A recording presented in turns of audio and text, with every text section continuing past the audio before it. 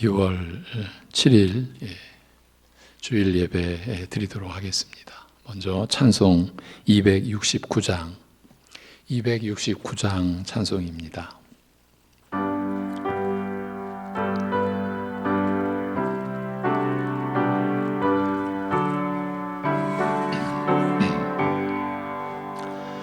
그 참혹한 십자가에 주 달려 흘린 피 샘물같이 늘흘러서 죄 씻어주시네. 값없어도 다 나와서 내 죄를 고하면 흰 눈보다 더 이도록 참성결 얻으리. 나 믿노라 그 보혈 공로를 흠없어도 피 흘리사 날 구원하셨네. 저 흉악한 한강도는 제 죄를 깨달아 죄 없으신 주 예수를 구주로 믿었네. 내 지은 죄 흉악하나 주 예수 믿으면 용서받은 강도같이 구원받으리. 나 믿노라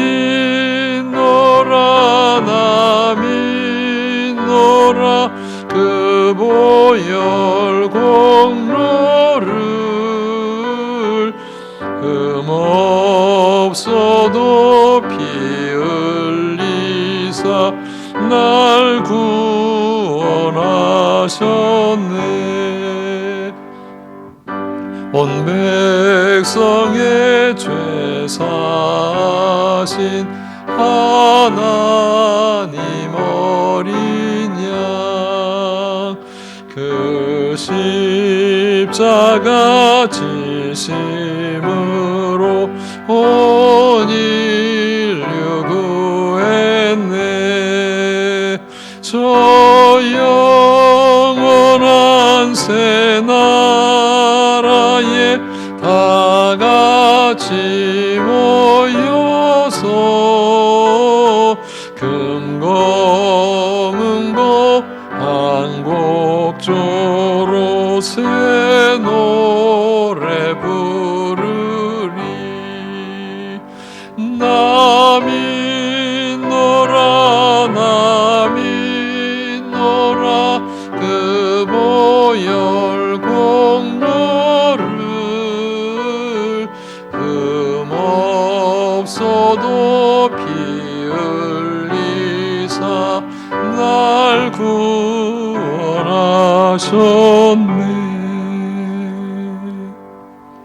아멘. 이제 사도신경으로 신앙 고백을 드리겠습니다. 전능하사 천지를 만드신 하나님 아버지를 내가 믿사오며 그 외아들 우리 주 예수 그리스도를 믿사오니 이는 성령으로 잉태하사 동정녀 마리아에게 나시고 본디오 빌라도에게 고난을 받으사 십자가에 못 박혀 죽으시고 장사한 지 사흘 만에 죽은 자 가운데서 다시 살아나시며 하늘에 오르사 전능하신 하나님 우편에 앉아 계시다가 저리로서 산 자와 죽은 자를 심판하러 오시리라.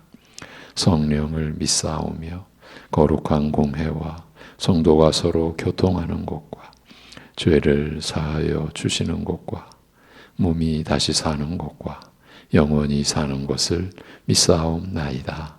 아멘.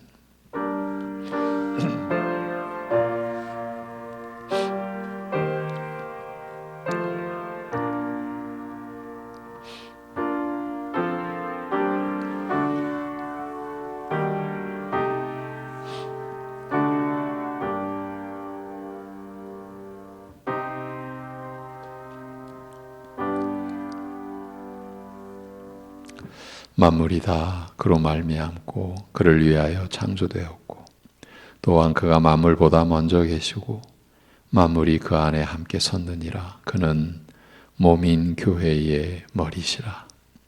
그가 근본이시요 죽은 자들 가운데서 먼저 나신 이시니 이는 친히 만물의 으뜸이 되려 하심이요. 아멘. 하나님 아버지, 독생자 아들 주 예수 그리스도를 교회의 머리 되게 하시고 우리로 하여금 그 몸된 지체로 부르셔서 아들과 연합되게 하여 주셔서 영원한 생명을 우리에게 베풀어 주신 우리 아버지 하나님, 오늘의 이 예배도 우리를 긍휼히 여겨 주셔서 받아 주옵시고 어려운 상황에서도 예배드리는 심령들을 주의 위로와 은혜로 주님의 긍휼과 주님의 선하심으로 충만케 하여 주옵소서. 예수님의 이름으로 기도합니다. 아멘. 함께 26장 찬송 드립니다. 26장 찬송입니다.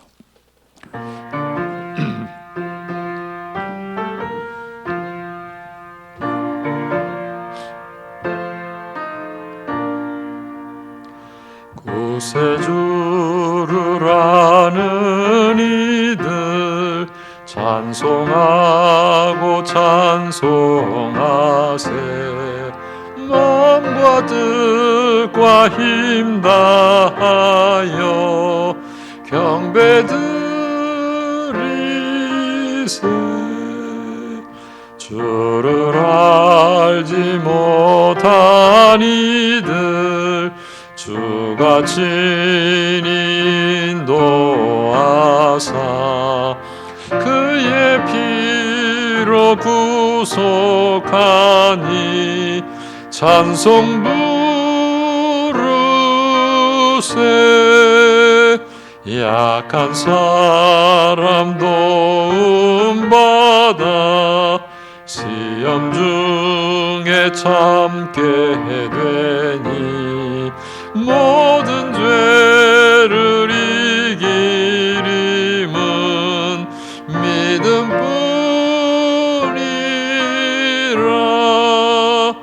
진리 되신 우리 주는 영원토록 변함없네. 성도들아 주를 믿어 길이 섬기세.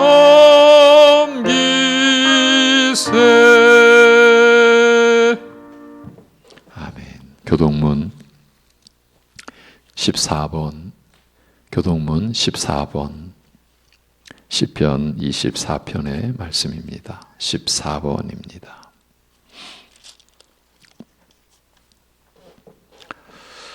땅과 거기에 충만한 것과 세계와 그 가운데에 사는 자들은 다 여호와의 것이로다. 여호와께서 그 터를 바다 위에 세우시며 강들 위에 건설하셨도다. 여호와의 산에 오를 자가 누구며 그의 거룩한 곳에 설 자가 누구인가? 곧 손이 깨끗하며 마음이 청결하며 뜻을 허탄한 데에 두지 아니하며 거짓 맹세하지 아니하는 자로다. 그는 여호와께 복을 받고 구원의 하나님께 의를 얻으리니 이는 여호와를 찾는 족속이요 야곱의 하나님의 얼굴을 구하는 자로다. 문들아 너희 머리를 들지어다. 영원한 문들아 들릴지어다. 영광의 왕이 들어가시리로다. 영광의 왕이 누구시냐? 강하고 능한 여호와시요 전쟁에 능한 여호와시로다. 문들아 너희 머리를 들지어다. 영원한 문들아 들릴지어다. 영광의 왕이 들어가시리로다. 영광의 왕이 누구시냐? 만군의 여호와께서 곧 영광의 왕이시로다. 아멘.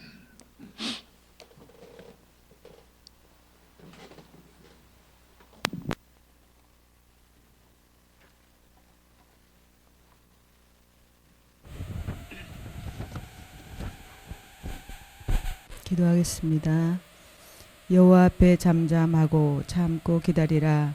자기 길이 형통하며 악한 꾀를 이루는 자 때문에 불평하지 말지어다. 분을 그치고 노를 버리며 불평하지 말라. 오히려 악을 만들 뿐이라. 진실로 악을 행하는 자들은 끊어질 것이나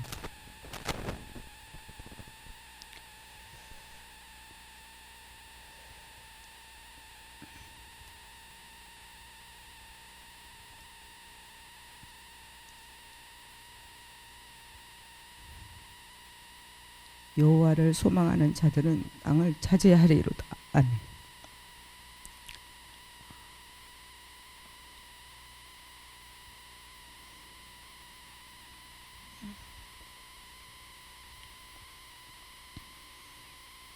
하나님 아버지,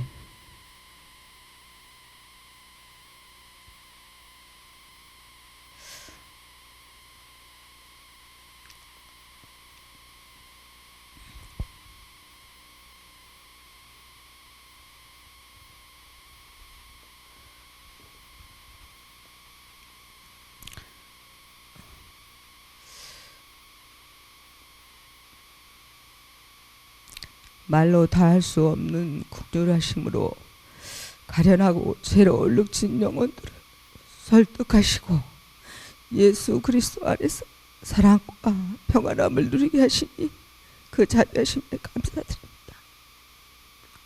하나님의 선하신 목적대로 서로를 용납하고 사랑하라고 하셨지만 연약한 우리는 삶 속에서 이해할 수 없는 일들로 나에게 많은 손해를 끼친 사람들에게 나도 대갚아주며 분을 풀고도 싶었고, 하나님의 섭리를 신뢰하며 기다리기보다는 불신하며 입술로 불평과 시기로 우리의 약함을 드러낸 적도 있었음을 고백합니다. 용서하여 주시고 우리를 긍휼히 여겨 주옵소서. 항상 기뻐하라 하셨지만 우리의 의지로는 할 수 없음을 주님 앞에 고백합니다. 우리의 상황과 처지로 기뻐하는 것이 아니라 신자된 우리의 기쁨은 하나님께로 오는 것이며 진리의 영원한 가치인 말씀을 소유한 자 그리스도를 소유하게 하신 하나님을 기뻐하는 것이라는 것을 다시금 기억하고 새기게 주님 인도하여 주시옵소서. 세상의 가치로 돈이 많고 적음으로 몸이 건강하고 건강하지 않으므로 서로를 비교하는 가치의 늪에 빠져 허우적거리지 않도록 우리를 붙들어 주옵소서. 악을 행하며 사망의 길로 가던 우리들을 건져주시고 영원한 하나님의 사랑 안에서 보호받는 하나님의 자녀가 되게 해주셨으니 이제는 이 세상의 가치로 판단하지 않게 하시고 사망의 길로도 가지 않게 하시고 오직 하나님의 자녀답게 신자답게 살 수 있도록 성령께서 오늘도 말씀으로 가르쳐 주시고 인도하여 주시옵소서. 간절히 바라옵기는 우리의 가족과 형제 안에서 그리고 성도 간의 교제 안에서 그러한 신자된 변화된 언어로 행실로 살아가게 하시고 그것이 주님의 은혜였음을 고백하게 하여 주시옵소서. 요즘 인가받지 않은 선교단체로 인해 코로나 확산으로 더욱 그리스도인들의 모습이 비난받고 있는 때입니다. 말씀 속에서 우리 각자의 삶을 비춰보며 말씀을 듣는 것으로 끝나지 않고 믿고 행하는 참된 신자의 삶을 살아갈 수 있도록 인도하여 주시옵소서. 속히 코로나19가 진정되어서 기쁨으로 다 같이 하나님 앞에 모여 예배드릴 수 있도록 이 나라 이 백성을 긍휼히 여겨 주옵소서. 장기화된 코로나로 인해 고립감과 외로움 그리고 삶의 문제와 질병으로 힘들어하는 저희 성도님들 주님께서 등들여 위로해 주옵시고 셈을 부어 주옵소서. 또한 힘든 중에도 여러 가지 모습으로 교회와 성도를 섬기는 이들에겐 주님의 기쁨이 한없이 넘치게 하시어 지치지 않도록 붙들어 주옵소서. 이제 말씀 전하실 목사님과 목사님 가정 늘 영육간에 강건하게 붙들어 주옵시고 성령께서 이 시간도 말씀 전하실 때 붙들어 사용하여 주시옵소서. 연약한 저희들, 죄 많은 저희들 말씀 들을 때 회복되어 변화된 은혜가 있기를 간절히 사모하며 이 모든 말씀 예수 그리스도 이름으로 기도합니다. 아멘.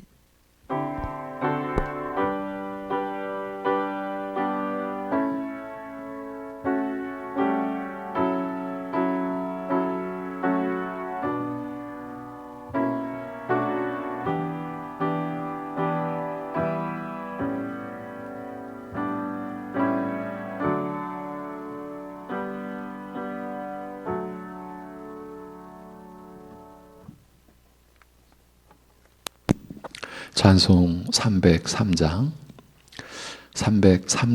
찬송을 드리겠습니다.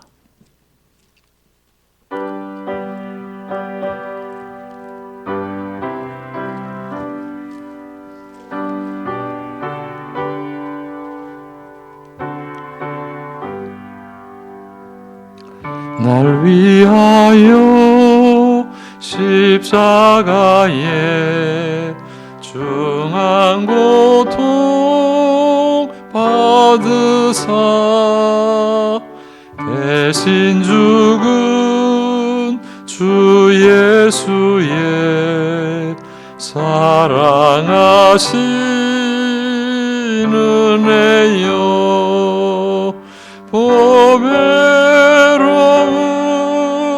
피를 흘려 영영 죽을 죄에서 구속함을 받은 우리 어찌 찬양 안 할까. 예수 안에 있는 우리 한량없이 즐겁고 주 성령의 위로함이 마음속에 차도다. 천국 음악 소리 같은 은혜로운 그 말씀 끊임없이 듣는 우리 어찌 찬양 안 할까. 이 세상의 모진 풍파 쉬지 않고 불어도 주님 안에 보호받는 우리 마음 편하다. 늘 깨어서 기도하고 저 천국을 바라며 주 주님만을 기다리니 어찌 찬양 안 할까.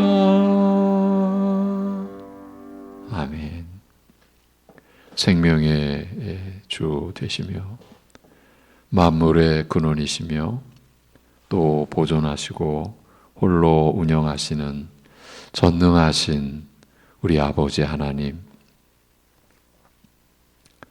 우리의 찬송과 우리의 간구와 오늘 우리가 드리는 이 예배를 성령 안에서 친히 인도하여 주옵시고 또한 받아 주옵시며 우리의 연약함과 악함을 긍휼히 여겨 주셔서 오늘도 씻어 주시고 우리의 속사람을 새롭게 하시며 강건케 하시는 모든 충만한 은혜를 내려 주옵소서. 하나님을 예배하는 주의 백성들이 이 곤란하고 고단하고 힘들고 어려운 상황 속에서도 하나님을 예배함을 사모함과 같이 또한 하나님 앞에 11조의 예물과 온갖 감사의 그 고백을 담아서 하나님 앞에 드리는 이 예물을 기쁘게 받아 주옵시고 그 손길을 친히 붙드시고 주장하여 주셔서 하나님의 다스림 안에 이루어지는 하루하루의 삶이요 생애가 되도록 축복하여 주옵소서. 우리 스스로 하나님 앞에 절대로 설 수 없음을, 아니 하나님을 알 수도 하나님을 찾을 수도 없는 저희들에게 오셔서 임하셔서 아들의 피값으로 우리를 세우신 그 은혜를 성령님으로 입혀 주셔서 하나님을 아버지라 부를 수 있게 하신 그 은혜 안에 우리가 늘 거하게 하시고 그 은혜를 늘 우리가 기뻐하고 감사히 여기며 즐길 수 있는 믿음의 심령들로 굳건히 세워 주시옵소서. 하나님 앞에서 우리가 교만할 수 없음을, 그래서 말씀의 진리의 거울로 늘 우리를 비춰주셔서 우리가 얼마나 목을 곧게 하고 굳게 하고 강팍하고 교만한지를 보게 하시고 깨닫게 하여 주셔서 그 모습이 얼마나 불결하고 얼마나 처절하게 참 부패한지를 알므로 인하여서 하나님 앞에 엎드리지 않을 수 없는, 엎드려야만 하는 그러한 심령으로 하나님의 긍휼과 용서와 죄 씻음과 죄 사함의 은혜를 우리가 늘 구하고 그리하여 우리 주 예수 그리스도에 대한 믿음을 늘 새롭게 확인하고 그 믿음 안에 불결함이 들어와 있는지 또 사이비 이단의 거짓 것이 이미 또 침투해 있는지 늘 우리 자신을 경계하며 그래서 주님만을 쫓으며 갈 수 있게 하여 주시옵소서. 하나님 아버지, 오늘도 우리에게 주신 골로새서의 말씀으로 우리 자신을 경계시키고 세우려고 합니다.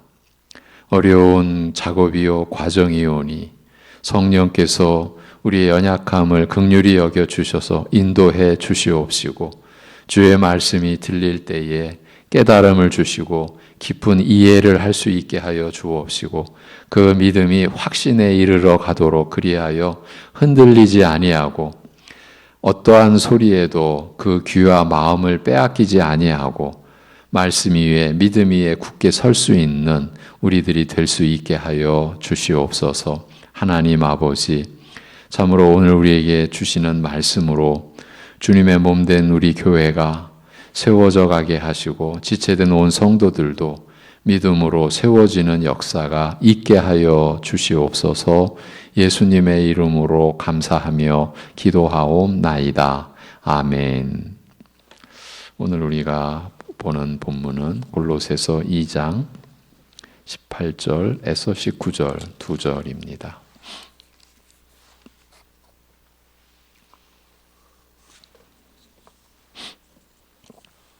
골로새서 2장 18절 19절 머리를 붙들지 아니하는지라. 이 본문으로 이 제목을 가지고 머리를 붙들지 아니하는지라라는 제목을 가지고 말씀을 전하겠습니다. 본문입니다. 아무도 꾸며낸 겸손과 천사 숭배를 이유로 너희를 정죄하지 못하게 하라. 그가 그 본 것에 의지하여 그 육신의 생각을 따라 헛되이 과장하고 머리를 붙들지 아니하는지라. 온몸이 머리로 말미암아 마디와 힘줄로 공급함을 받고 연합하여 하나님이 자라게 하심으로 자라느니라. 아멘.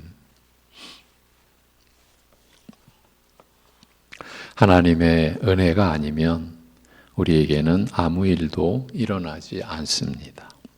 아무 일도 일어나지 않는다면 우리는 죄의 삭스로 사망에 처해지고 하나님의 심판 아래에 있게 됩니다. 영원히 말입니다. 그런데 우리 신자들은 그리스도 안에서 손으로 하지 아니한 할례를 받아서 육의 몸 곧 영원히 멸해질 죄의 몸을 벗게 되었습니다.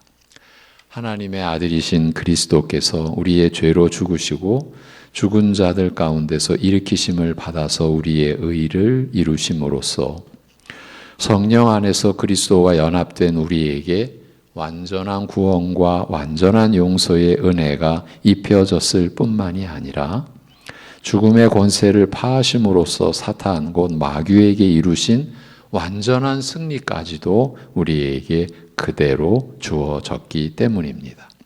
우리는 오직 주 예수 그리스도를 믿음으로써 이와 같은 완전한 은혜를 입은 자가 된 것입니다. 그렇기 때문에 우리의 신앙 고백은 그리스도로 충분하다는 이 한마디로 이루어지는 것입니다. 죄로 인한 하나님의 노여움에서 우리가 구원받는 것도 나아가 구원받은 하나님의 사람이요 자녀인 우리가 자라가는 것도 오직 그리스도로 충분한 것입니다.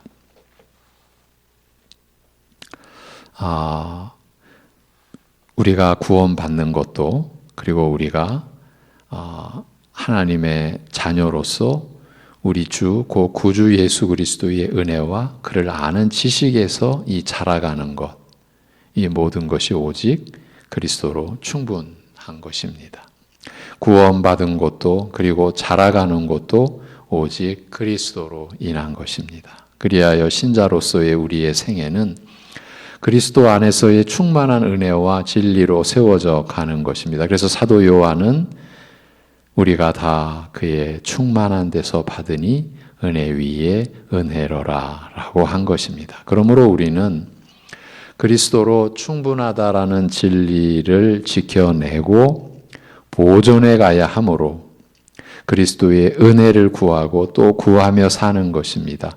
오늘도 우리는 이 일을 하려는 겁니다. 과연 우리는 그리스도로 충분하다는 진리 안에서 살고 있는지를 살필 것입니다. 결코 쉽지 않은 일이요 쉽지 않은 과정입니다. 우리 앞에는 그만큼 풀기 어려운 내용들이 연이어 놓여 있기 때문입니다. 지난주의 말씀도 간단치 않았습니다. 한 번의 설교로 얽혀있는 실타래 같이 널려있는 난제들이 해결되었다고 여기지는 않습니다. 지난주 주제였던 율법주의라는 게 그렇습니다. 이 이단 사상을 판독하고 구분하는 자체부터 쉽지 않습니다. 참된 신자인지 율법주의자인지를 구별해내기도 분별해내기도 어렵다는 뜻입니다. 그렇다고 해서 기준 자체가 모호하다거나 애매하다라는 뜻은 절대 아닙니다. 그 기준이 바로 그리스도로 충분하다는 신앙 고백입니다. 우리가 구원 얻는데, 우리가 죄사함 받는데, 우리가 사탄의 권세로부터 자유로워지는데 그리스도로 충분합니다. 이것이 우리들 신자의 신앙 고백입니다. 그렇지만 우리가 구원 얻는데, 우리가 죄사함 받는데, 우리가 사탄의 권세로부터 자유로워지는데 그리스도로는 충분치 않다고 하면 율법주의자인 것입니다. 왜 율법주의자라고 불리느냐 하면 예수 그리스도를 믿는 것 외에 다른 무엇 그 대표로 율법을 지키는 행위가 있어야 한다고 믿기 때문이고 그래서 율법주의자라고 불리는 것입니다. 이 율법주의가 이단인 까닭은 무엇입니까? 한마디로 그리스도를 부인하기 때문입니다. 이들은 그리스도를 어떻게 부인합니까? 그리스도로 충분하다는 진리를 부정함으로써 그리스도를 부인하는 것입니다. 다시 말하면 그리스도를 믿고 의지하는 것만으로는 죄사함 받아 구원받을 수 없고 사단의 권세에서도 자유로울 수 없다라고 함으로써 저들은 그리스도를 부인하는 것입니다. 이를 또 달리 말하면 그리스도께서 십자가에 못 박혀 죽으신 것만으로는 부족하다라는 것이니 그리스도를 부인하는 것입니다. 이렇게 그리스도의 충분성을 허무는 율법주의에 이어 오늘은 신비주의가 어떻게 그리스도로 충분하다는 진리를 파괴하는지를 살피게 될 것입니다. 그렇습니다. 사도는 지금 그리스도만으로 충분하다는 참 신앙을 위협하는 교묘한 이단을 경계시키고 있는 중입니다. 골로새서를 통해서 바울이 최우선적으로 꼽은 것은 이미 우리가 보았던 바인데요. 자아를 사랑하는 데서 비롯되는 사람의 전통적인 가치관과 인간적인 생각입니다. 믿음이 토대가 되지 않는 가치관과 믿음이 반영되지 않는 육신적인 생각을 진리와 은혜보다 우위에 두려는 경향을 말합니다. 예수 믿는 신자가 된다는 것은 그런 것들을 버리고 믿음이라는 새로운 본성과 새로운 기준을 가지고 모든 만물을 분별하는 것을 뜻하는데 이것을 거꾸로 적용하고 거꾸로 사용하는 것입니다. 즉 육신적이고 세상적인 방식을 가지고 믿음을 판단하려는 것입니다. 지금 입장과 관점이 거꾸로 서 있는 것입니다. 하늘의 기준으로 땅의 것을 판단하게끔 새 마음, 새 본성을 받아놓고서는 예전처럼 땅의 기준으로 하늘의 것을 판단하겠다라는 식입니다. 이것이 변화되지 않으면 새 마음, 새 본성을 과연 받은 자인가? 이것을 의심해 봐야 되는 것 아니겠습니까? 지금 우리가 나눈 이 내용이 그리스도의 충분성을 부인하는 가장 근본적인 원인이요 또 위험 요소입니다. 아이러니한 것은 세상적으로 뭔가 있다고 여기거나 스스로 또 뭘 열심히 했다거나 나름 어떤 위치에 있다라는 사람들이 이 위험 요소를 안고 있는 경우들이 많습니다. 시한폭탄을 안고 사는 셈입니다. 때가 되면 터져버립니다. 내버리는 길밖에 없습니다. 그런데 그런 이유 외에도 훨씬 종교적인 것 같으면서도 참 신앙인 그리스도의 충분성을 외면하는 경향이 교회 내에 있습니다. 이 점이 우리를 어렵게 만듭니다. 교회 밖 저 너머에 있는 위험들이라면 비켜가기도 쉽고 판별하기도 쉬운데 아예 교회 내에 자리 잡고 있어서 애매한 겁니다. 지난주에 살펴본 율법주의나 이제 살펴볼 신비주의 그리고 금욕주의 등등이 그것입니다. 이런 것들은 종교적이라는 이유 때문에 훨씬 많은 사람들을 현혹시키는 것들입니다. 그래서 교회 안에서 많은 사람들이 그것도 조금 열심히 있다 하는 사람들이 이 이단에 많이 걸려 넘어집니다. 율법주의는 지난주에 살펴본 대로 그림자를 몸으로 여기거나 몸보다 그림자를 더 중하게 여기는 것과 같은 잘못이라고 했습니다. 분명히 성경에 나오는 일이고 하나님이 명령하신 일이지만 그 용도를 구약과 신약에 구분 없이 사용한다거나 분명한 의미를 따르려 하지 않는 경우, 요즘에 회자되는 대표적인 이 구약과 신약에 구분 없이 사용하는 게 소위 땅밟기입니다. 그 어떤 참 잘못된 선교단체가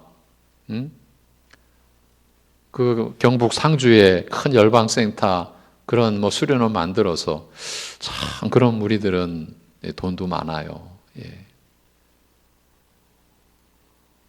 지금 중국에서 땅밟기 하다가 쫓겨나고 그것이 단초가 되어서 수많은 선교사들이 추방당하는 일을 만들고 그래도 조금도 굽히지 않고 서쪽으로 땅 밟고 가면 그래서 예루살렘에 이르면 예수님이 오신다.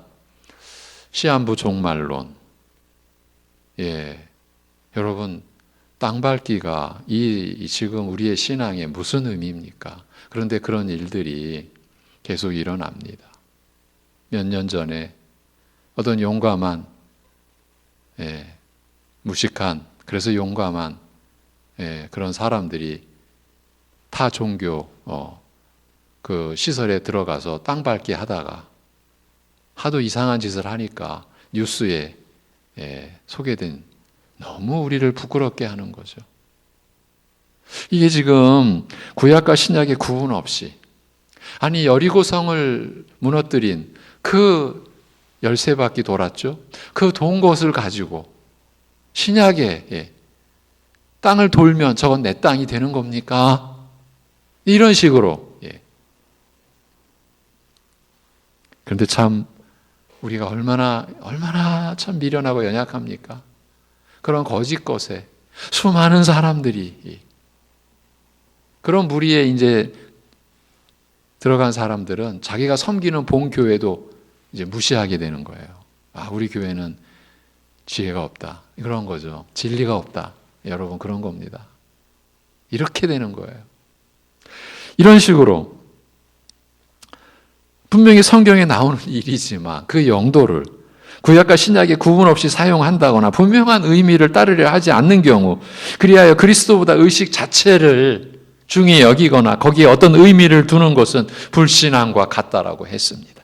바울 당시에는 할례가 대표적 율법의 행위에 속했고, 바울 사도는 이 점을 지적한 것 때문에 이 점을 절대 타협하지 않았어요. 이것 때문에 율법주의자들을 대표하는 동족 유대인들로 인하여 사형 내내 극심한 환난과 고초를 겪어야 했던 것입니다. 그 율법주의자들로 인해 죽도록 두들겨 맞는 일을 수도 없이 겪었어야 했습니다. 그러나 그리스도만으로 충분하다라는 진리를 지켜내야 했기에 주님의 은혜 안에서 그렇게 두들겨 맞으며 사역했던 것입니다. 그 다음에 오늘 보신 구절은 신비주의를 경계하는 말씀입니다. 골로새 교회를 교묘하게 위협하는 이단은 신비주의라고 할 수 있는 또 다른 사이비 사상이었습니다. 이것도 조금 열심을 낸다는 사람들이 쉽게 빠지는 함정 중에 하나입니다. 그들은 환상과 그 밖의 신비 체험을 통해 천사와 같은 영적 존재들과 교통한다라고 주장하며 그것이 하나님과의 교제를 그리스도 한 분만으로 누릴 수 있는 것보다 더 높고 더 깊고 더 충만하게 누리게 한다라고 현혹시키는 자들이었습니다. 사도는 이렇게 경계를 시킵니다. 아무도 꾸며낸 겸손과 천사 숭배를 이유로 너희를 정죄하지 못하게 하라. 이 말씀은 골로새 교회의 신비주의자들은 자신들과 비슷한 비밀스러운 환상을 보거나 어떤 특별한 체험이 없는 사람은 참된 신앙을 가진 것이 아니라며 은근히 일반 신자들을 깔본다는 말입니다. 여기서 너희를 정죄한다라는 말은 어떤 불리한 판단, 불리한 결정이나 판단을 내린다는 뜻의 말인데, 천사 숭배와 같은 신비한 어떤 환상이나 체험이 없는 자들을 신앙에 있어서 저급한 수준에 있는 자들이라고 판단한다라는 것입니다. 더구나 이들은 겉으로 보면 아주 겸손한 자세로 다가와서 무언가를 얘기하기 때문에 그들의 말을 무시하기가 어렵다는 겁니다. 꾸며낸 겸손이라는 말이 그 뜻입니다. 겸손한 채 한다는 거죠. 바울 사도가 신비주의자들을 경계시키며 유독 이 꾸며낸 겸손에 대해 언급한 점을 한 번 더 생각해 보시기 바랍니다. 그럴 만한 이유가 있기 때문입니다. 어떤 체험을 함으로써 스스로를 신령한 지도자로 여기는 사람들은 제가 경험한 바로는, 제가 본 바로는 그 신령함을 나타내려는 어떤 몸짓이 있는 것이 아닐까, 어떤 몸짓, 그런 몸짓이 있는 것이 아닐까 싶기도 한데, 이를 사도는 아예 꾸며낸 겸손이라고 규정지었지 않나 싶습니다. 그런데 사도가 이 점을 맨 앞에 내세운 것은 이 가식이, 이 외식이 사람들을 속이는 큰 무기가 되기 때문인 듯 싶습니다. 겉모습에 빠져서 그게 실체인 줄 알고 사람들이 자기 영혼을 내맡기는 거죠. 외적 경건, 가식에 자기 생명을 맡겨버리는 그런 식인 거죠. 오히려 사도는 그런 사람들의 외모나 또 그들이 내리는 평가에 대해 주눅들지 말라고 명령하고 있습니다. 영적 차원에서의 열등감에 빠지지 말라라는 말입니다. 오히려 그들이야말로 부적격자라는 사실을 제대로 알고 지극히 평범한 삶에서 그리스도로 충분하다는 그 신앙을 고수하라는 말입니다. 왜 그래야 합니까? 사도는 이어서 말합니다. 그가 그 본 곳에 의지하여 그 육신의 생각을 따라 헛되이 과장하고 머리를 붙들지 아니하는지라. 여기에 신비주의자들의 몇 가지 특징이 드러나 있습니다. 첫째는 저들은 그 본 곳을 의지하는 자들입니다. 기독교 신앙과 관련하여 이미 결정적이고 치명적인 폐해가 드러났습니다. 저들이 무엇을 의지한다라고 했습니까? 본 것을 의지한다고. 즉 자기가 본 것을 의지한다라는 것입니다. 본 것을 의지한다는 것은 그리스도와의 인격적 교제나 그의 말씀에 대한 깨달음이나 말씀을 따르는 순종보다 자기 체험을 더 크게 본다라는 말입니다. 그래서 거짓 선생들은 말씀을 일상적으로 배우고 가까이 하는 것보다는 환상이나 신유, 방언이나 신비체험 이런 것들을 더 우위에 두고 그것들을 더 깊은 신앙의 증거로 삼는 것입니다.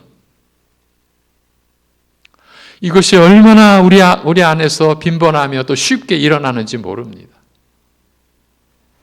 사도 바울이 디모데에게 아들과 같은 제자 디모데에게 보낸 두 번째 서신에서 모든 성경은 하나님의 감동으로 된 것으로 교훈과 책망과 바르게 함과 의로 교육하기에 유익하니 이는 하나님의 사람으로 온전하게 하며 모든 선한 일을 행할 능력을 갖추게 하려 함이라고 가르쳤는데 거짓 선생들은 이러한 가르침에 대해서는 그리 큰 비중을 두지 않습니다. 성경고 진리의 말씀이 신앙의 모든 것을 부족함 없이 채워준다는 이 은혜로운 사실보다 자기가 보고 경험한 것을 더 크게 생각하기 때문입니다. 이렇게 보면 앞에서 본 세상 지혜나 율법주의나 신비주의나 또 이후에 볼 그 모든 것이 그 뿌리가 연결되어 있다는 점을 알 수 있습니다. 자신의 지혜, 자신의 행위, 자신의 체험을 가지고 그리스도로는 충분치 않은 부분을 메꾸고 채운다. 그리스도께서 십자가에 못 박혀 죽으신 것에서 부족한 부분을 자기의 지혜, 자기의 행위, 자신의 체험으로 채운다. 이런 식이니까요.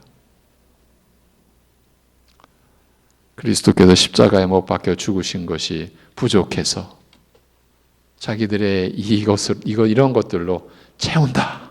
이런 식이니까요. 이들이 우리를 혼돈케 하는 실제적인 요인이 바로 이 점에서 드러나는데 이들은 나름 예수 그리스도에 대한 믿음을 얼마나 강조하는지 모릅니다. 어쩌면 더 강력하고도 감동적으로 그리스도에 대한 믿음을 강조한다고도 볼 수 있습니다. 특히 십자가의 은혜를 어찌나 감격적으로 드러내는지 모릅니다. 사실은 무서운 외식이요 교묘한 포장술입니다. 그래 놓고서는 그러니까 자신들이 잘못된 무리들이 아니라고 이렇게 예수 그리스도를 강조하는데 자신들이 잘못될 리가 있겠냐고 그렇게 강력하게 위장해 놓고서는 자신들의 세상 지혜나 자신들의 특별한 행위나 자신들만의 신령한 체험을 내세우니까 이 사람들이 분별 못하고 속아 넘어가는 것입니다. 그런데 우리가 한 가지 알아둬야 할 내용이 있습니다. 저들의 체험이 실제일 수 있다는 점입니다. 그들이 직접 보고 경험한 어떤 것일 수 있습니다. 없는 것을 보았다거나 체험했다고 말하는 자들이 아닐 수 있습니다. 지금 거짓 선생들은 놀라운 이적이나 은사 체험을 했습니다. 본 것이 있습니다. 그러나 사도 바울은 그런 것을 의지하는 것이 불신앙이라고 하는 것입니다. 그래도 젊은 디모데를 목회자로 파송하면서 사도는 그에게 이렇게만 권고했습니다. 디모데전서 4장 13절인데요. 내가 이를 때까지 잃는 것과 권하는 것과 가르치는 것에 전념하라고요. 사도는 어디에서도 신비적 체험을 경험하라고 권한 적이 없습니다. 분명히 자신은 어떤 사람보다 은사도 많이 받고 부활하신 주님을 빛 가운데서 만나 뵙는 체험도 하고 죽은 자를 살리기도 하고 셋째 하늘이라는 곳에도 올라갔다 오기도 한 경험을 했던 자였으나 어디에서도 체험을 사모하라, 신비한 일을 추구하라고 말한 적이 없습니다. 오직 말씀에 전념하라고만 전하고 있습니다. 오직 말씀만 의지하라는 것입니다. 신비주의자들은 이와 달리 그 본 것을 의지하는 자들입니다. 일상을 벗어난 특별한 체험에 놀라워하고 그것을 사모하며 추구하는 자들입니다. 그들의 두 번째 특징은 그 육신의 생각을 따라 헛되이 과장한다는 것입니다. 신비한 체험을 추구하는 자들은 자기가 경험한 것을 필요 이상으로 크게 생각합니다. 사실은 그럴 수밖에 없어요. 점점 더 그렇게 돼요. 육신의 생각을 따른다는 것은 본성적으로 악한 마음의 성향이 발동된다는 말입니다. 남들보다 더 뛰어난 체험, 이게 육적 성품이죠. 남들보다 더 뛰어난 체험, 일반적으로는 찾아볼 수 없는 특별한 경험을 하게 되면 사람의 마음은 금세 교만해지게 되어 있습니다. 거짓 선생들은 겉으로는 겸손한 척하지만 실제로는 나는 너희가 받지 못한 이런 특별한 은사를 받았다고 우쭐해한다라는 것입니다. 사실이 그렇습니다. 그러나 사도는 그것이 특별히 나쁜 일을 경험한 것이 아님에도 불구하고, 즉 교회에서 있을 수 있는 신비한 일을 경험하였음에도 불구하고 타락한 인간의 마음은 그걸 빌미로 자기를 자랑하려는 욕구를 발생시킨다는 것입니다. 나는 하나님께 이런 큰 사랑과 은사를 받았어. 이는 다 하나님이 나를 특별히 생각하시고 사랑하신다라는 증거야. 그래서 나는 너희보다 더 수준 있는 신자야. 라는 식으로 말입니다. 신비한 체험이나 특별한 경험을 추구하는 자들은 근본적으로 그런 특성을 버릴 수 없다라는 겁니다.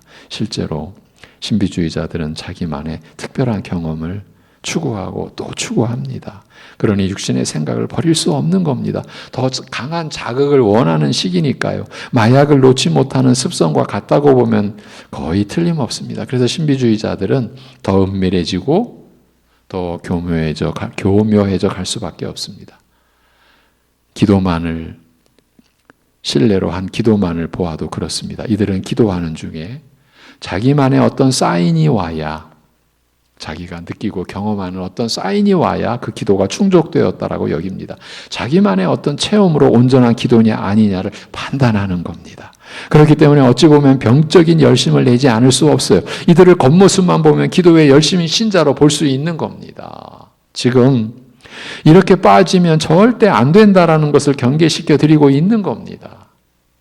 그래서 제가 그런 걸 말하는 사람의 어떤 얘기를 들었는데, 그런 어떤 사람들은 어떤 의자를 꼭 붙들고 기도합니다.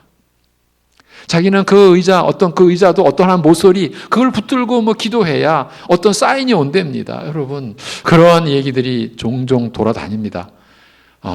귀를 씻어내셔야 합니다. 이건 지극히 부분적인 예에 불과하지만 이런 식입니다. 여러분, 하나님과의 인격적 관계는 그런 게 아닙니다.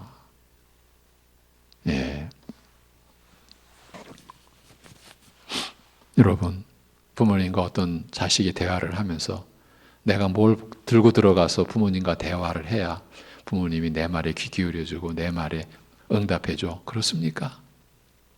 그게 자식과 부모와의 관계입니까? 자, 넘어가겠습니다. 지금 이렇게 빠지면 절대 안 된다라는 것을 경계시켜 드리고 있는 겁니다. 혹 이미 빠져 있는 분들이라면, 사실 이런 말씀 자체가 들리지 않을 텐데 만약에 조금이라도 들리고 이해가 된다고 하면 주님께 간절히 기도하시기를 권합니다. 자기 체험을 의지하고 그것을 헛되이 과장해온 자신을 보게 해달라고요. 여러분, 예전에 그 어떠한 체험에 지금 여러분의 마음이 자꾸 가 있다면 제발 그거를 내려놓으셔야 됩니다. 주님 앞으로 오셔야 됩니다. 그런 상태는 하나님께 대한 회개와 그리스도에 대한 믿음을 지닌 것이 결코 아니기 때문입니다. 사도 바울의 경우를 보십시오. 제가 체험에 관한 교과서라고 늘 강조해드렸던 내용이기도 합니다. 고린도후서 12장에서 그가 셋째 하늘 곧 3층전에 올라갔다 오게 된 체험을 기술하는 목적과 방식을 꼭 기억하시기 바랍니다. 그는 고린도 교인들이 너무 어이없게도 작은 체험이나 은사 받은 것을 가지고 서로 잘난 체 하고 있었기 때문에 자기가 받은 더 큰 체험을 하는 수 없이 꺼내놓습니다.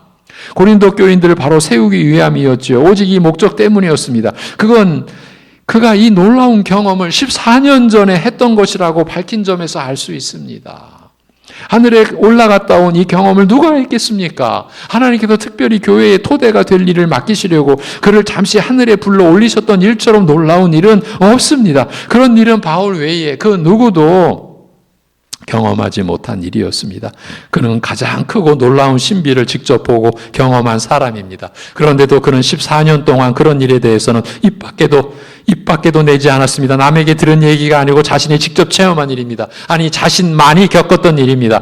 그렇지만 그는 14년간을 입 밖에도 내지 않았습니다. 그런데 지금은 고린도 교인들의 무절제한 은사주의를 제어하려는 차원에서만 자기 경험을 밝히고 있는 것입니다. 이렇게 말입니다. 자기도 아닙니다. 그가 낙원으로 이끌려가서 말로 표현할 수 없는 말을 들었으니 사람이 가 이르지 못할 말이로다. 내가 이런 사람을 위하여 자랑하겠으나 나를 위하여는 약한 것들 외에 자랑하지 아니하리라. 내가 만일 자랑하고자 하여도 어리석은 자가 되지 아니할 것은 내가 참말을 함이라. 그러나 누가 나를 보는 바와 내게 듣는 바에 지나치게 생각할까 두려워하여 그만두노라.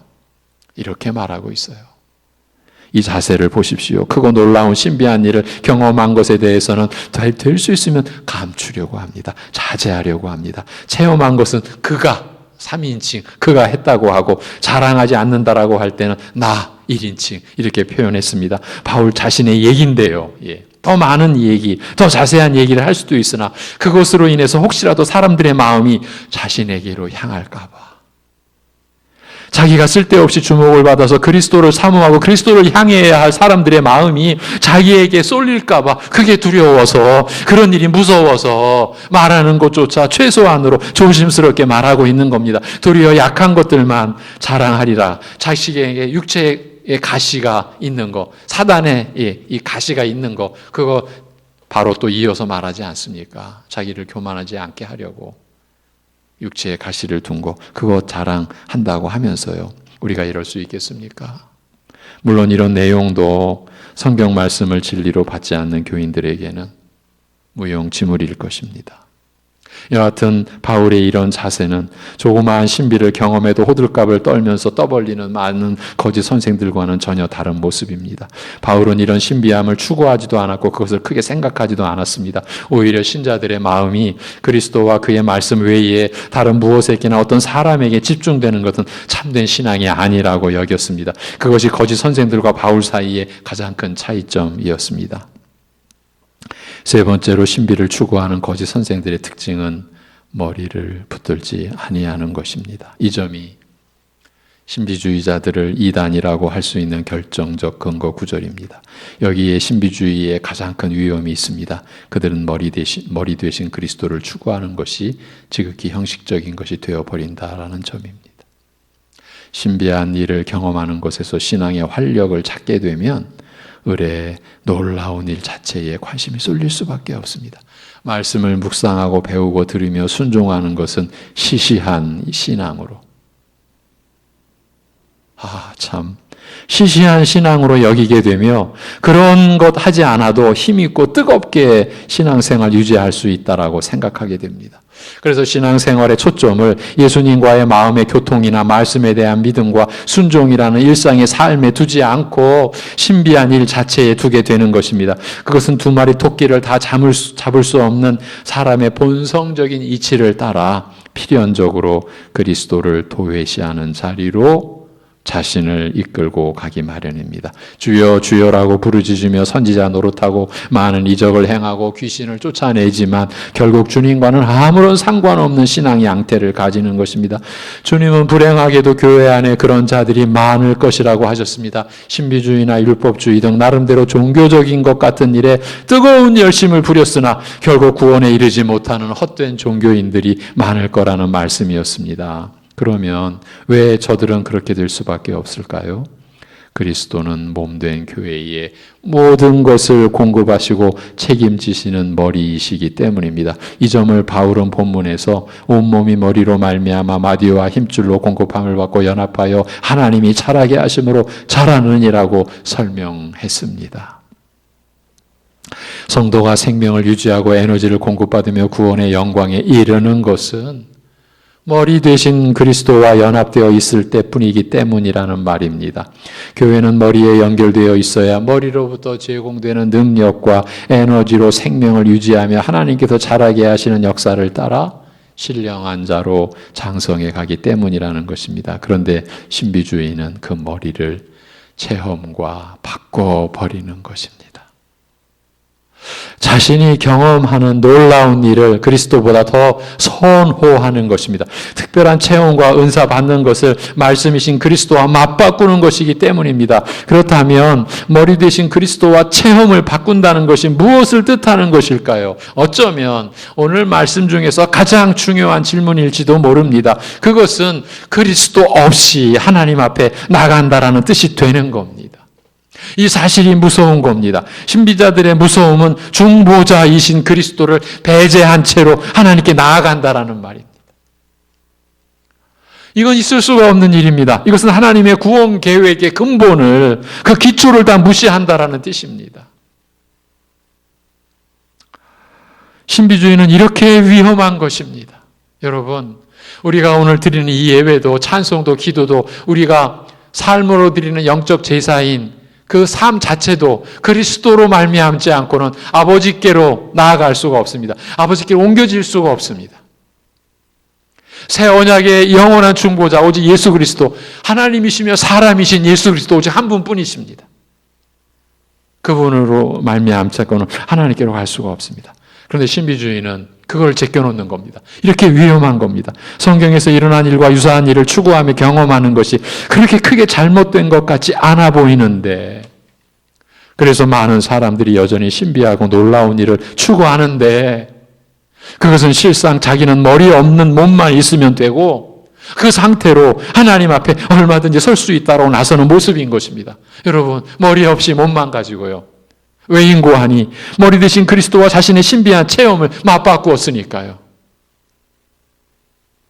이렇게 보면 신비주의는 평범한 것을 배척하고 무가치하게 여기는 것, 그렇게 정리가 되는 거예요. 일상의 삶에서 하나님의 뜻을 구현하는 것을 별 볼 일 없는 일로 여기는 거예요. 하나님의 뜻은 무엇입니까? 우리의 일상, 곧 평범한 삶 속에서 하나님을 위해 사는 것입니다.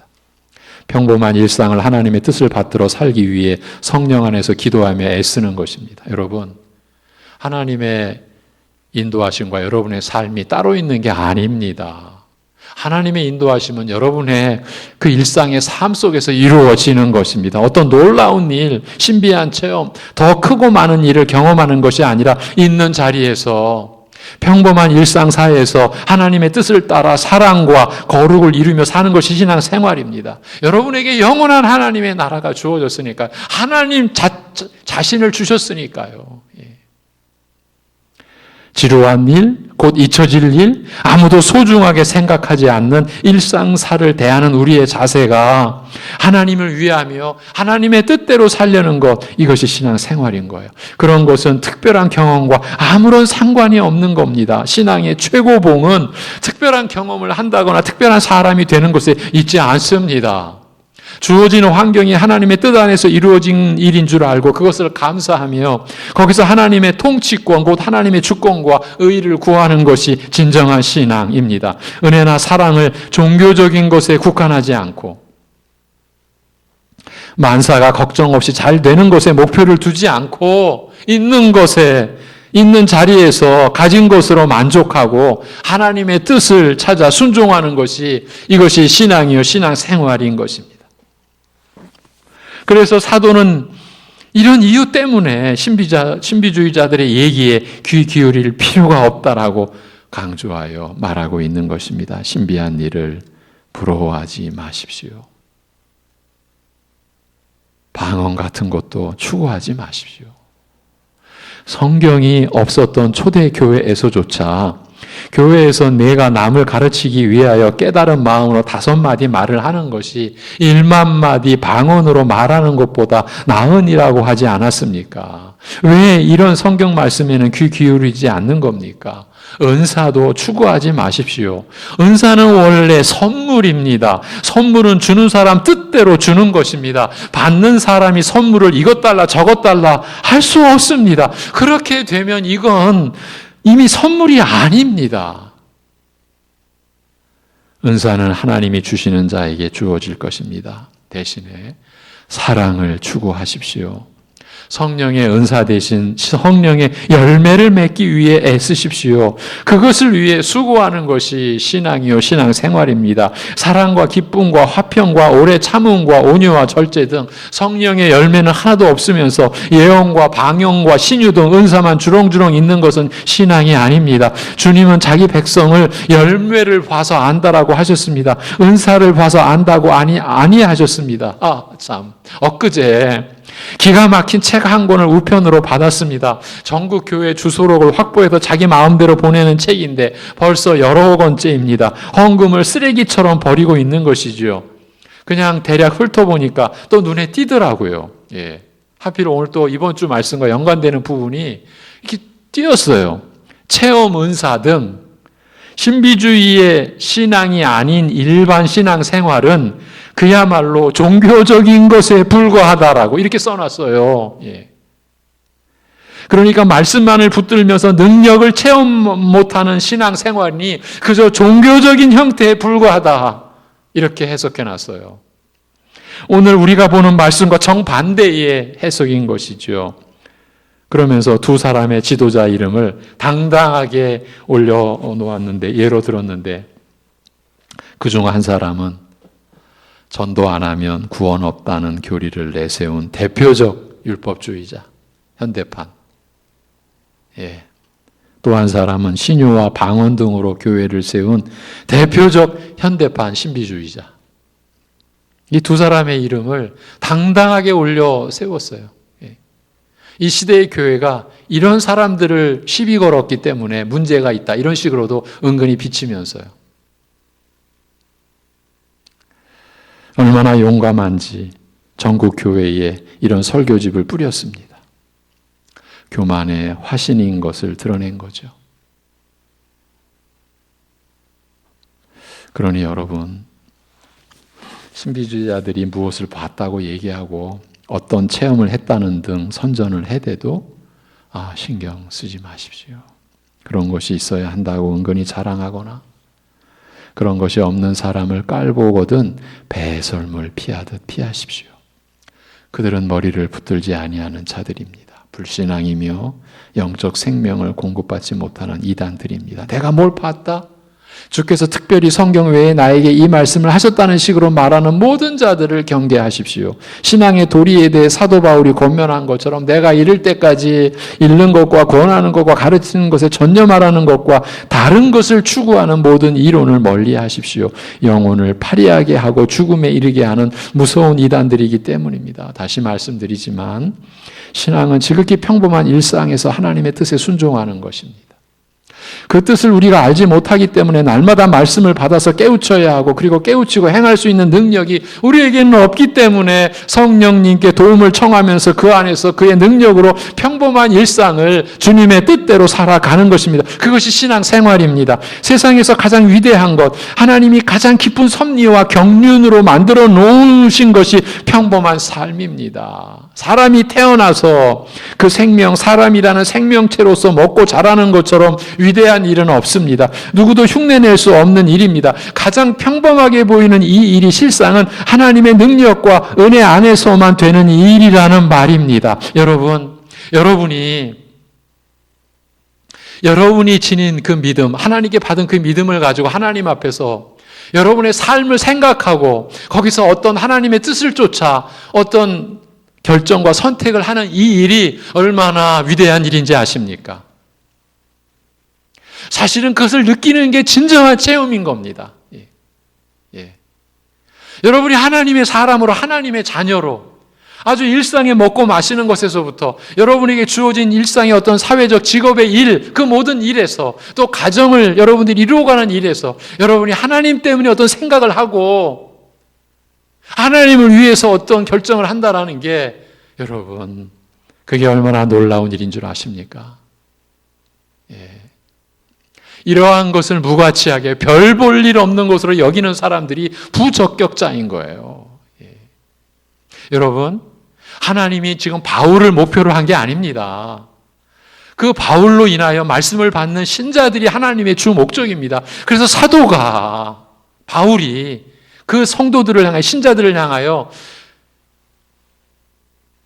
내가 여러분의 것입니다. 예. 그러니까 그 얘기는 뭡니까? 여러분이 주고 나는 종입니다. 예. 근데 우리는 거꾸로 생각하는 거죠. 자신의 평범한 삶이 하나님의 선물이라는 걸 우리는 너무나 왜곡시켜버리는 거죠. 예. 이걸 우리가 되찾아가야 합니다.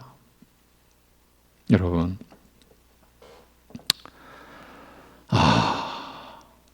가장 평범하게 보이는 이 일상이 실상은 하나님의 능력과 은혜 안에서만 되는 일이라는 말입니다. 그러니 지극히 일상적인 자리에서 하나님을 위하여 자신을 바치기를 기뻐하는 사람들이 가장 위대한 신앙인 그리스도인 그 신자인 것입니다. 유명한 사람, 성공한 사람이 될 것도 없습니다. 하나님께 그런 것은 전혀 중요하지 않습니다. 하나님께서 눈여겨보시는 것은 오늘 하루 지금 있는 자리에서 지금 하고 있는 일에서 어떻게 주님의 뜻을 따르려 하는가, 어떻게 하나님을 위해 살려고 하는가 하는 것입니다.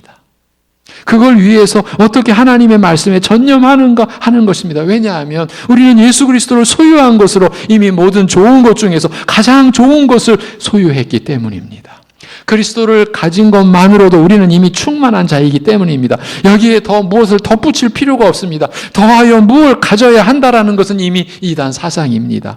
이제 맺습니다. 그리스도만으로는 신앙생활이나 인생에 필요한 측면에서 불충분하다라는 생각은 이단적인 불신앙입니다. 무언가 더 많은 것, 더 많은 성공, 더 많은 물질, 더 많은 성령 체험, 더 많은 신비, 환상, 기적, 방언 등이 필요하다라고 생각하는 것도 다 마찬가지입니다. 그렇지 않습니다.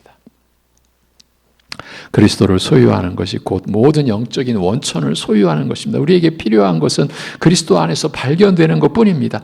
우리는 그리스도에 무언가를 덧붙여 소유하려고 해서는 안 됩니다.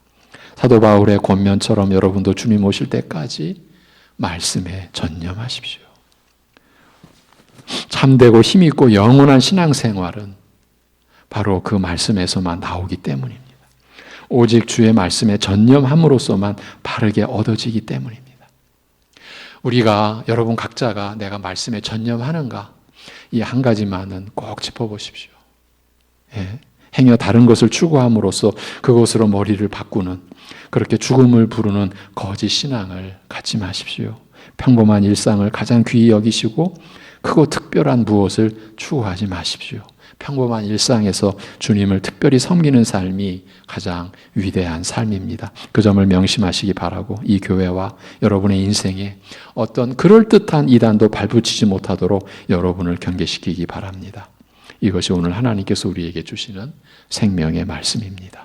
하나님 아버지, 이러한 말씀이 성령님 안에서 제대로 이해되어지도록 제대로 들려지도록 우리에게 은혜를 베풀어 주옵소서. 아버지여, 우리를 진실로 불쌍히 여겨 주옵시고 우리가 그리스도의 뭔가를 덧붙여서 뭔가를 빼거나 뭔가를 덧붙여서 우리가 이런 너무나 위험하고 너무나 엉뚱한 일을 우리의 육적 성품으로 너무나 잘합니다.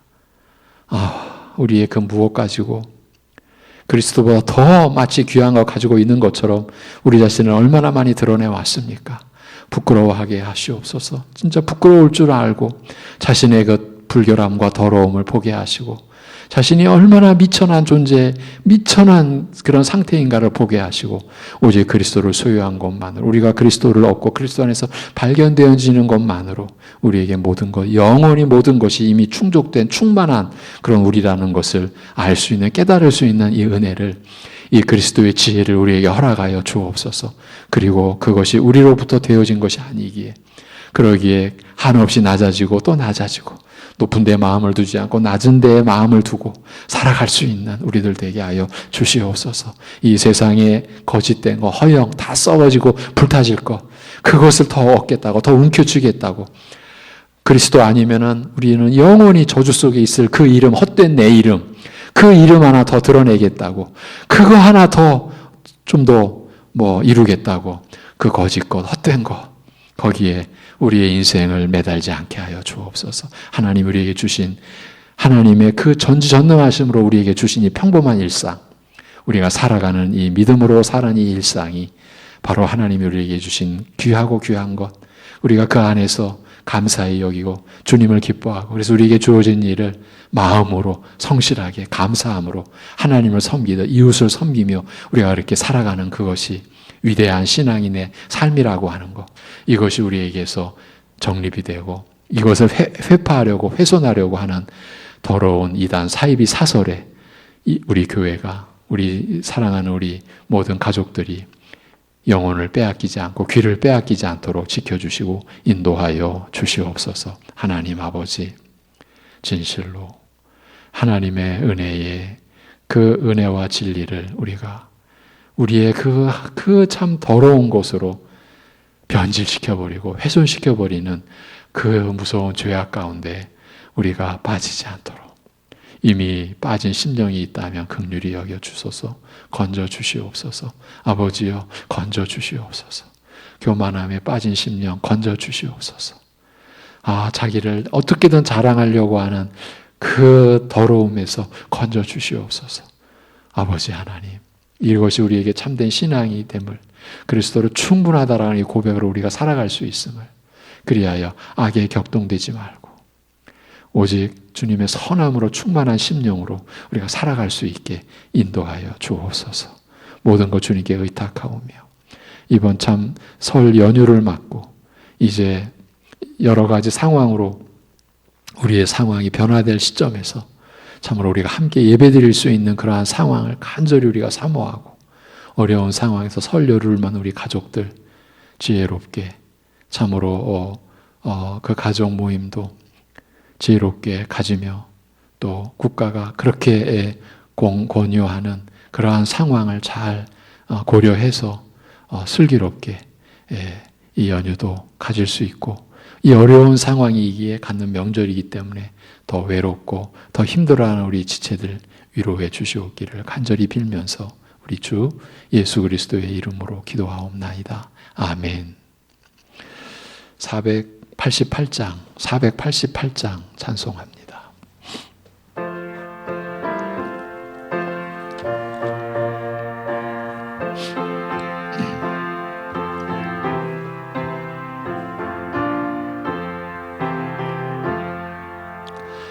이 몸의 소망 무언가 우리 주 예수뿐일세. 우리 주 예수밖에는 믿으리 아주 없도다.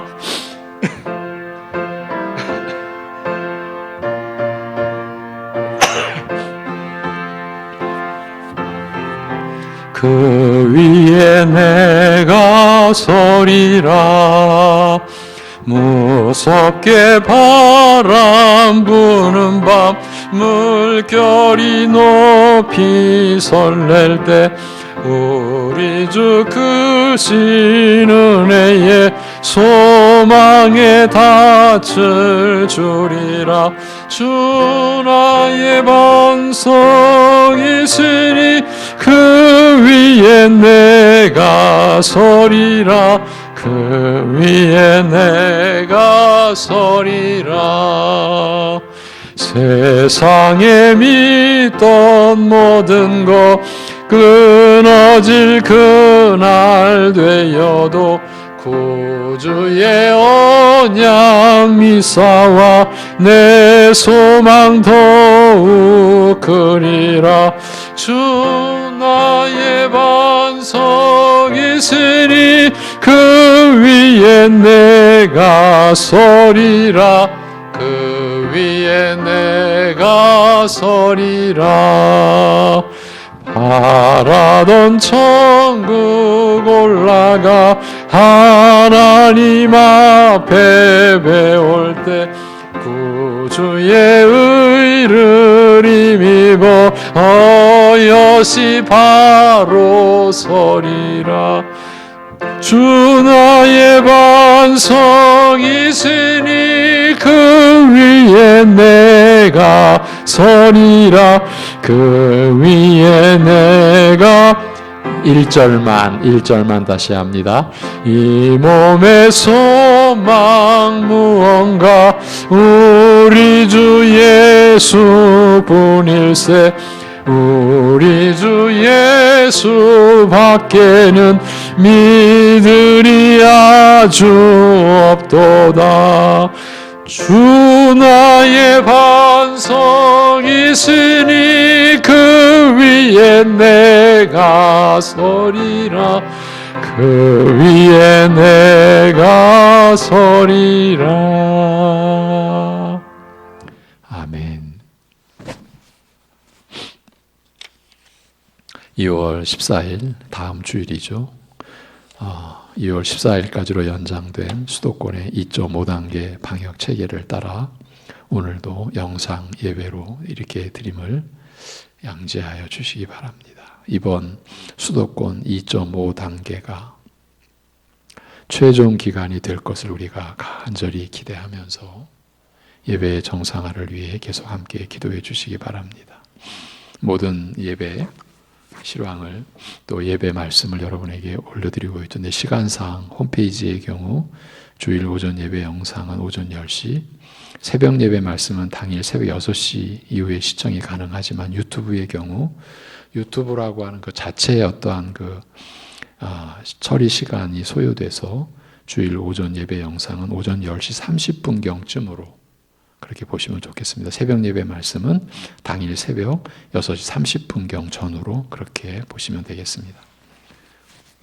교회 학교에서도 부서별로 예배의 말씀을 열심히 준비해서 영상으로 제공하고 있습니다. 교우 소식입니다. 우리 노대룡 조미라 집사님 가정이 가까이에 있는 부평 한국 아파트로 이사를 했습니다. 우리 새 가족 환영해 주시기 바랍니다.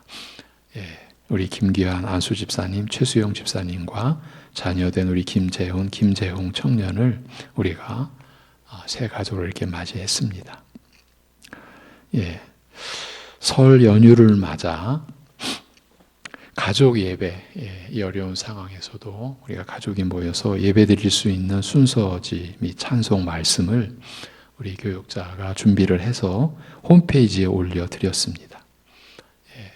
어렵지만 모여서 설 가족 예배를 드리는 가정은 홈페이지에서 참조하셔서, 그리고 말씀도 간략하지만 이렇게 안내해 드렸으니까 그 자료를 참조해서 예배 드리시면 되겠고, 그래서 부득이 새벽 예배 말씀은 이번 주는 월, 화, 수, 수요일 10일까지만 올려드리겠습니다.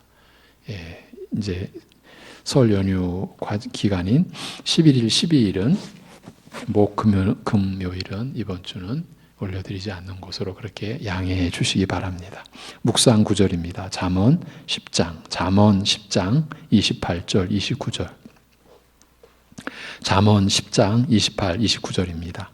의인의 소망은 즐거움을 이루어도 악인의 소망은 끊어지느니라.